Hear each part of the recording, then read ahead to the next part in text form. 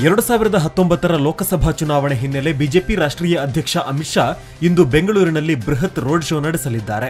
ಸಂಜೆ 6:30ಕ್ಕೆ ಬನಶಂಕರಿ ದೇವಸ್ಥಾನದಿಂದ JP ನಗರದವರೆಗೆ road show ನಡೆಸಲಿದ್ದು, ನಂತರ ಜೆಪಿ ನಗರದಲ್ಲಿರುವ ಸಿಂಧೂರಿ ಸಮುದಾಯ ಭವನದಲ್ಲಿ ಪಕ್ಷದ ಕಾರ್ಯಕರ್ತರ ಸಭೆಯನ್ನು ಉದ್ದೇಶಿಸಿ ಮಾತನಾಡಲಿದ್ದಾರೆ. ಈ ವೇಳೆ ಬೆಂಗಳೂರಿನ 4 ಕ್ಷೇತ್ರಗಳ ಅಭ್ಯರ್ಥಿಗಳಾದ ಡಿವಿ ಸದಾನಂದಗೌಡ, ಪಿಸಿ ಮೋಹನ್, ತೇಜಸ್ವಿ ಸೂರ್ಯ ಹಾಗೂ ಅಶ್ವಥ್ ನಾರಾಯಣ್ ಪರ ಮತಯಾಚಿಸಲಿದ್ದಾರೆ. ಮಂಡ್ಯ ಲೋಕಸಭಾ ಕ್ಷೇತ್ರದ ಚುನಾವಣಾ ಅಖಾಡಕ್ಕೆ ಜೋಡೆತ್ತುಗಳು ಧುಮುಕಿವೆ. ಪಕ್ಷೇತರ ಅಭ್ಯರ್ಥಿ ಸುಮಲತಾ ಅಂಬರೀಶ್ ಪರ ಚಾಲೆಂಜಿಂಗ್ ಸ್ಟಾರ್ ದರ್ಶನ್ ನಿನ್ನೆಯೇ ಅಖಾಡಕ್ಕಿಳಿದಿದ್ರು. ಇಂದು ರಾಕಿಂಗ್ ಸ್ಟಾರ್ ಯಶ್ ಸುಮಲತಾ ಪರ ಮತಯಾಚನೆ ಮಾಡಲಿದ್ದಾರೆ. ಮಂಡ್ಯ ನಗರದಲ್ಲಿ ದರ್ಶನ್ ರೋಡ್ ಶೋ ನಡೆಸಿದ್ರೆ, ಇತ ಯಶ್ ಶ್ರೀರಂಗಪಟ್ಟಣ ಕ್ಷೇತ್ರದ ಕೊತ್ತತಿ ಹೋಬಳಿಯಲ್ಲಿ ಪ್ರಚಾರ ಮಾಡಲಿದ್ದಾರೆ. ಇನ್ನು ಮದ್ದೂರು ಕ್ಷೇತ್ರದಲ್ಲಿ ಸುಮಲತಾ ಅಂಬರೀಶ್ ತನ್ನ ಬೆಂಬಲಿಗರ ಜೊತೆ ರೋಡ್ ಶೋ ನಡೆಸಲಿದ್ದಾರೆ. ತೀವ್ರ ಕುತೂಹಲ ಕೆರಳಿಸಿದ್ದ ಧಾರವಾಡ ಲೋಕಸಭಾ ಕ್ಷೇತ್ರದ ಕಾಂಗ್ರೆಸ್ ಟಿಕೆಟ್ ಕೊನೆಗೂ ಶಾಕೀರ್ ಸನದಿ ಪಾಲಾಗಿದೆ. ಧಾರವಾಡ ಕ್ಷೇತ್ರದಲ್ಲಿ ಮಾಜಿ ಸಚಿವ ವಿನಯ್ ಕುಲಕರ್ಣಿ ಹಾಗೂ ಮಾಜಿ ಸಂಸದ ಐಜಿ ಸನದಿ ಪುತ್ರ ಶಾಕೀರ್ ಸನದಿ ನಡುವೆ ಟಿಕೆಟ್ಗಾಗಿ ತೀವ್ರ ಪೈಪೋಟಿ ಎದುರಾಗಿತ್ತು. ಆದರೆ ಕಾಂಗ್ರೆಸ್ ಹೈಕಮಾಂಡ್ ಶಾಕೀರ್ ಸನದಿಗೆ ಟಿಕೆಟ್ ಫೈನಲ್ ಮಾಡುವ ಮೂಲಕ ಟಿಕೆಟ್ ಹಂಚಿಕೆ ವಿಚಾರದಲ್ಲಿ ಉಂಟಾಗಿದ್ದ ಕುತೂಹಲಕ್ಕೆ ತೆರೆ ಎಳೆದಿದೆ. ದಾವಣಗೆರೆ ಲೋಕಸಭಾ ಕ್ಷೇತ್ರಕ್ಕೆ ಕಾಂಗ್ರೆಸ್ ಅಭ್ಯರ್ಥಿ ಯಾರು ಅನ್ನೋದು ಇನ್ನೂ ಸ್ಪಷ್ಟವಾಗಿಲ್ಲ. ಹೀಗಾಗಿ ಅಭ್ಯರ್ಥಿ ಆಯ್ಕೆ ವಿಚಾರಕ್ಕೆ ಸಂಬಂಧಿಸಿದಂತೆ ಕೈಪಾಳಯದಲ್ಲಿ ದಿನದಿಂದ ದಿನಕ್ಕೆ ಕುತೂಹಲ ಹೆಚ್ಚಾಗ್ತಿದೆ. ಟಿಕೆಟ್ ವಿಚಾರದಲ್ಲಿ ಆರಂಭದಿಂದಲೂ ಮಾಜಿ ಸಚಿವ ಎಸ್ ಮಲ್ಲಿಕಾರ್ಜುನ್ ಅವರ ಹೆಸರು ಕೇಳಿ ಬರ್ತಿತ್ತು.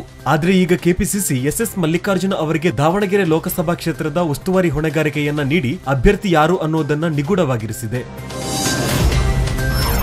ಬಳ್ಳಾರಿ ಲೋಕಸಭಾ ಕ್ಷೇತ್ರದ ಕಾಂಗ್ರೆಸ್ ಅಭ್ಯರ್ಥಿಯಾಗಿ ಹಾಲಿ ಸಂಸದ ಉಗ್ರಪ್ಪ ಇಂದು ನಾಮಪತ್ರ ಸಲ್ಲಿಸಲಿದ್ದಾರೆ. ಇನ್ನೊಂದೆಡೆ ಬಿಜೆಪಿ ಅಭ್ಯರ್ಥಿ ಅರಸೀಕೆರೆ ದೇವೇಂದ್ರಪ್ಪ ಕೂಡ ನಾಮಪತ್ರ ಸಲ್ಲಿಸಲಿದ್ದು, ಈ ಇಬ್ಬರು ಅಭ್ಯರ್ಥಿಗಳ ನಾಮಪತ್ರ ಸಲ್ಲಿಕೆಗೂ ಮುನ್ನ ಬಳ್ಳಾರಿಯಲ್ಲಿ ಉಭಯ ಪಕ್ಷಗಳಿಂದ ಬೃಹತ್ ರ್ಯಾಲಿ ನಡೆಯಲಿದೆ. ಎರಡೂ ಪಕ್ಷಗಳ ರಾಜ್ಯ ನಾಯಕರ ದಂಡು ಬಳ್ಳಾರಿಯಲ್ಲಿ ಸೇರಲಿದ್ದು, ರ್ಯಾಲಿಯಲ್ಲಿ ಒಗ್ಗಟ್ಟಿನ ಶಕ್ತಿ ಪ್ರದರ್ಶಿಸಲು ಕೈಕಮಲ ಪಕ್ಷಗಳು ಈಗಾಗಲೇ ಭರ್ಜರಿ ಪ್ಲಾನ್ ಮಾಡಿಕೊಂಡಿದೆ. ಬೀದರ್ ಲೋಕಸಭಾ ಕ್ಷೇತ್ರದ ಕಾಂಗ್ರೆಸ್ ಅಭ್ಯರ್ಥಿ ಈಶ್ವರ್ ಖಂಡ್ರೆ ಇಂದು ನಾಮಪತ್ರ ಸಲ್ಲಿಸಲಿದ್ದಾರೆ.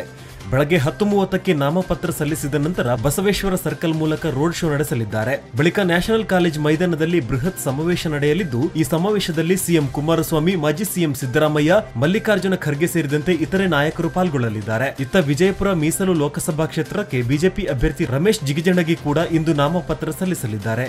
ಈ ವೇಳೆ ಜಿಗಜಿಣಗಿಗೆ ಬಿಜೆಪಿ ನಾಯಕ ಕೆಎಸ್ ಈಶ್ವರಪ್ಪ ಸಾಥ್ ನೀಡಲಿದ್ದಾರೆ. ಲೋಕಸಭಾ ಚುನಾವಣೆ ವೇಳೆ ಖಾಸಗಿ ಬಸ್ ಮಾಲೀಕರಿಂದ ಅಕ್ರಮಗಳೇನಾದರೂ ನಡೆದರೆ ಅದನ್ನು ತಪ್ಪಿಸಲು ಸಾರಿಗೆ ಇಲಾಖೆ ಸರ್ವಸನ್ನದ್ಧವಾಗಿದೆ ಎಂದು ಸಾರಿಗೆ ಇಲಾಖೆ ಆಯುಕ್ತ ವಿಪಿ ಇಕ್ಕೇರಿ ಹೇಳಿದ್ದಾರೆ. ಖಾಸಗಿ ಬಸ್ ಮಾಲೀಕರು ಟಿಕೆಟ್ ದರ ಏರಿಕೆ ಅಥವಾ ಉಚಿತವಾಗಿ ಕರೆದುಕೊಂಡುವ ಆಮಿಷ ಒಡ್ಡುವ ಸಾಧ್ಯತೆಗಳಿವೆ. ಹೀಗಾಗಿ ಇಂತಹ ಅಕ್ರಮಗಳನ್ನು ತಡೆಗಟ್ಟಲು ಲೋಕಸಭಾ ಚುನಾವಣೆಗಾಗಿ ಹೆಚ್ಚುವರಿ ಕೆಎಸ್ಆರ್ಟಿಸಿ ಬಸ್ಗಳನ್ನು ನಿಯೋಜನೆ ಮಾಡಲಾಗುತ್ತಿದೆ. ಚುನಾವಣೆಯಲ್ಲಿ ಅಕ್ರಮಗಳು ನಡೆಯದಂತೆ ಚುನಾವಣಾ ಆಯೋಗ, ಪೊಲೀಸ್ ಇಲಾಖೆ ಹಾಗೂ ಸಾರಿಗೆ ಇಲಾಖೆ ಹದ್ದಿನ ಕಣ್ಣಿಟ್ಟಿದೆ ಎಂದಿದ್ದಾರೆ.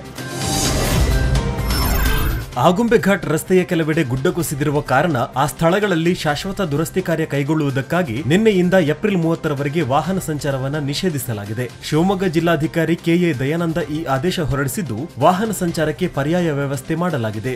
ಲಘು ವಾಹನಗಳು ತೀರ್ಥಹಳ್ಳಿ, ಕೊಪ್ಪ, ಶೃಂಗೇರಿ, ಕಾರ್ಕಳ, ಉಡುಪಿ ಮೂಲಕ ಸಂಚರಿಸಬೇಕು. ಭಾರೀ ವಾಹನಗಳು ತೀರ್ಥಹಳ್ಳಿ, ಮಾಸ್ತಿಕಟ್ಟೆ, ಹೊಸಂಗಡಿ, ಸಿದ್ದಾಪುರ, ಕುಂದಾಪುರ, ಉಡುಪಿ ಮಾರ್ಗವಾಗಿ ಸಂಚರಿಸಲು ಬದಲಿ ವ್ಯವಸ್ಥೆ ಮಾಡಲಾಗಿದೆ.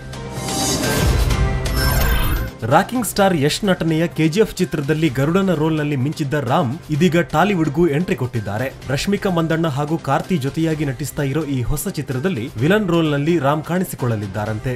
ಬಕಿಯಾ ರಾಜ್ ಕಣ್ಣನ್ ನಿರ್ದೇಶನದಲ್ಲಿ ಚಿತ್ರ ಸೆಟ್ಟೇರಿದ್ದು, ಚಿತ್ರತಂಡದಿಂದ ಅಧಿಕೃತ ಮಾಹಿತಿ ಇನ್ನಷ್ಟೇ ಹೊರಬೀಳಬೇಕಿದೆ. ಈ ಮೂಲಕ ರಾಮ್ ತಮಿಳು ಸಿನಿಮಾದಲ್ಲೂ ಕಾಣಿಸಿಕೊಂಡು ತನ್ನ ಖದರ್ ತೋರಿಸೋಕೆ ರೆಡಿಯಾಗಿದ್ದಾರೆ. ಪ್ರೇಮ್ ನಿರ್ದೇಶನದಲ್ಲಿ ರಕ್ಷಿತಾ ಪ್ರೇಮ್ ಸಹೋದರ ಅಭಿಷೇಕ್ ರಾವ್ ನಾಯಕನಾಗಿ ನಟಿಸ್ತಾ ಇರೋ ಏಕ್ ಯಾ ಲವ್ ಚಿತ್ರದ ಶೂಟಿಂಗ್ ಯುಗಾದಿಯ ನಂತರ ಅಂದ್ರೆ ಏಪ್ರಿಲ್ 10ರಿಂದ ಶುರುವಾಗಲಿದೆ. ಚಿತ್ರತಂಡ ಈಗಾಗಲೇ ಟೈಟಲ್ ಹಾಗೂ ಮೋಷನ್ ಟೀಸರ್ ರಿಲೀಸ್ ಮಾಡಿದ್ದು ಅಭಿಮಾನಿಗಳಲ್ಲಿ ಕುತೂಹಲ ಮೂಡಿಸಿದೆ.